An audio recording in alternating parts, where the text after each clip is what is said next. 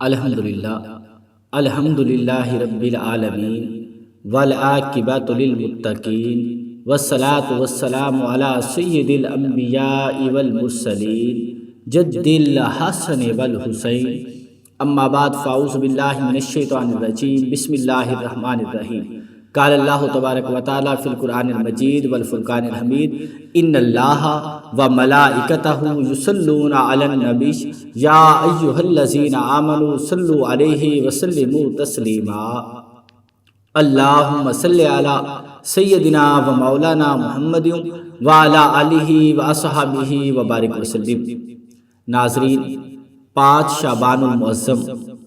قربان جاؤں حضرت سید الشہداء حضرت سیدنا امام حسین رضی اللہ تعالی عنہ کی ولادت باسعادت کا دن ہے۔ 4 شعبان المعظم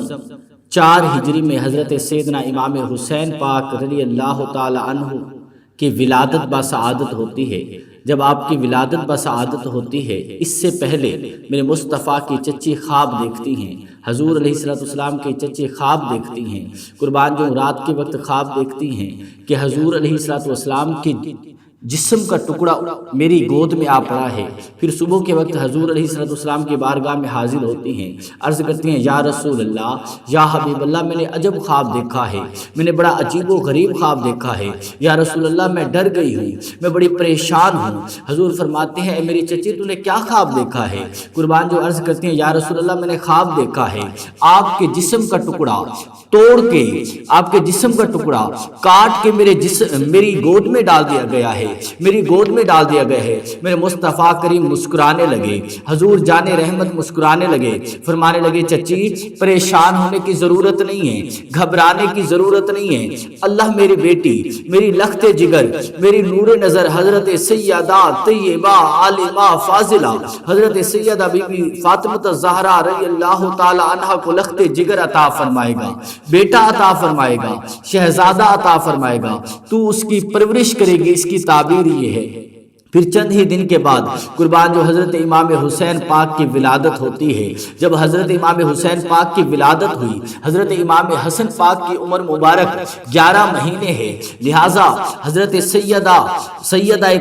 سیدہ کونین مخدومہ کائنات سیدہ کائنات کے لیے 2 بچوں کو سنبھالنا بڑا ہی مشکل تھا، اسی لیے حضرت امام حسین کو حضرت آپ کی چچی میرے مصطفیٰ کریم کی چچی کی گود میں دے دیا گیا۔ اس طرح سے اس خواب کی تعبیر پوری ہوئی۔ قربان جو جب حضرت امام حسین کی ولادت باسعادت ہوتی ہے، میرے مصطفیٰ کریم خود حضور تشریف لے گئے۔ حضور علیہ السلام نے حضرت امام حسین پاک کو لعاب دہن لگایا، حضور علیہ السلام نے حضرت امام حسین پاک کو بوسہ دیا۔ پھر میرے مصطفیٰ کریم نے قربان جو آپ کا نام حسین رکھا، آپ کا نام حسین رکھا۔ 7ویں دن عقیقہ کیا گیا، آپ کے بالوں کے مطابق چاندی کو صدقہ خیرات کر دیا گیا۔ قربان جو اس طرح سے میرے مصطفیٰ کریم حضرت امام حسین سے محبت فرمانے لگے، اور آپ حضرت امام حسین سے اس انداز میں محبت فرماتے کہ قربان جاؤں سارے صحابہ بھی حیران ہوتے۔ ایک صحابی رسول ہیں جن کا نام ہے حضرت دہیہ کلبی، وہ ایک مرتبہ عرض کرتے ہیں یا رسول اللہ، یا حبیب اللہ، جس انداز میں آپ حضرت امام حسن امام حسین پاک سے محبت فرماتے ہیں،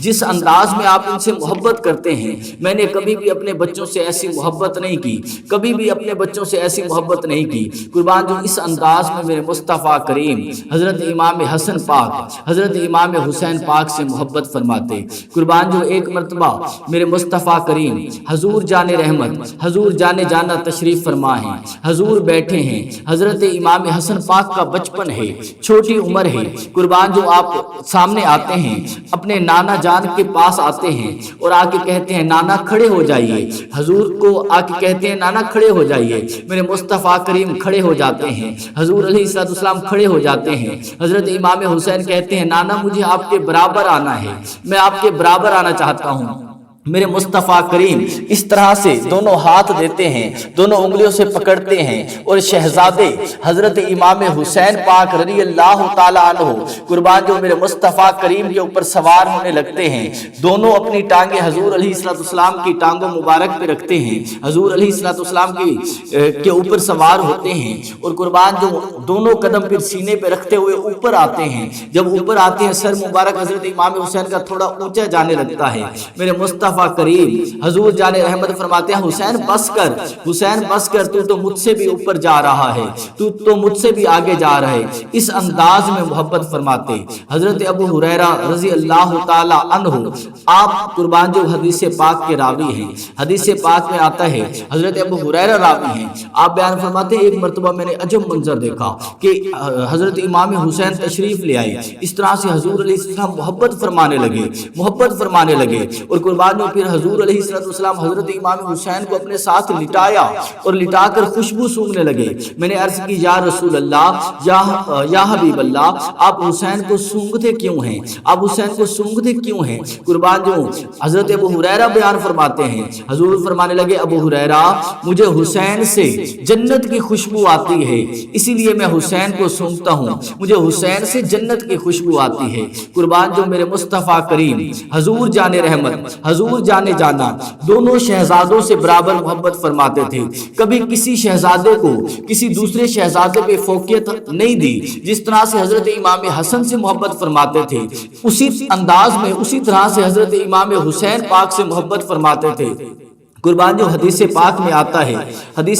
آتا ہے میرے مصطفیٰ کریم حضور جان رحمت تشریف فرما ہیں، حضور علیہ السلام کی دائیں گود میں حضرت امام حسین ہیں، حضور علیہ السلام کی بائیں گود میں میرے مصطفیٰ کریم کے شہزادے جناب ابراہیم تشریف فرما ہیں۔ جبرائیل حاضر ہوتے ہیں، عرض کرتے ہیں یا رسول اللہ، یا حبیب اللہ، اللہ دونوں شہزادوں میں سے ایک کو پسند کرنا چاہتا ہے، دونوں شہزادوں میں سے ایک کو پسند کرنا چاہتا ہے۔ قربان جو میرے مصطفیٰ کریم نے حضرت امام حسین کو اپنے بیٹے حضرت سیدنا ابراہیم پر ترجیح دی اور چند ہی دن کے بعد حضرت سیدنا ابراہیم کا انتقال ہو گیا، حضرت سیدنا ابراہیم کی وفات ہو گئی۔ یعنی اتنی محبت کرتے اور حضور فرماتے میں حسین سے ہوں، حسین مجھ سے ہے، الحسین منی وانا من الحسین، میں حسین سے ہوں، حسین مجھ سے ہے۔ اور پھر کبھی میرے مصطفیٰ کریم فرماتے حسن اور حسین دونوں جنتی نوجوانوں کے سردار ہیں، یعنی دونوں ہی سردار ہیں،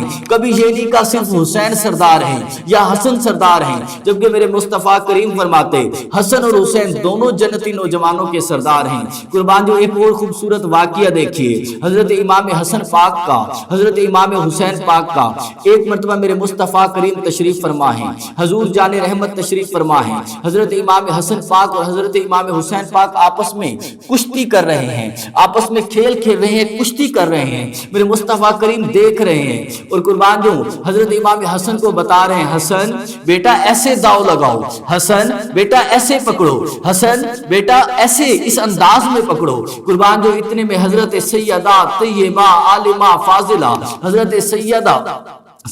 کائنات حضرت سیدہ بی بی فاطمہ زہرا یہ منظر دیکھتی ہیں تو قربان جو ماں تو پھر ماں ہوتی ہے، ماں کا کلیجہ تو ماں کا ہوتا ہے، ماں کا دل تو ماں کا ہوتا ہے۔ ہمیں بھی چاہیے اپنے والدین کا ادب کریں، اپنی ماں کی خدمت کریں، اپنی ماں کا جتنا ہو سکے اپنی والدہ کی خدمت کریں، ان سے محبت کریں، کیونکہ ماں تو پھر بھی ماں ہوتی ہے۔ قربان جو کلیجہ تڑپ گیا کہ حسن بڑا ہے، حسین چھوٹے ہیں، حسن بڑے ہیں، اور قربان جو میرے بابا حضور علیہ السلام حسن کو بتا رہے ہیں، حسین کو نہیں بتا رہے، دوڑتی ہوئی آئی اور آ کے عرض کی بابا حسن بڑے ہیں، آپ بڑے کو بتا رہے ہیں، چھوٹے کو نہیں بتا رہے، آپ کو تو چھوٹے کو بتانا چاہیے، بابا آپ بڑے کو بتا رہے ہیں۔ میرے مصطفیٰ کریم حضور جان رحمت حضور جانے جانا مسکرانے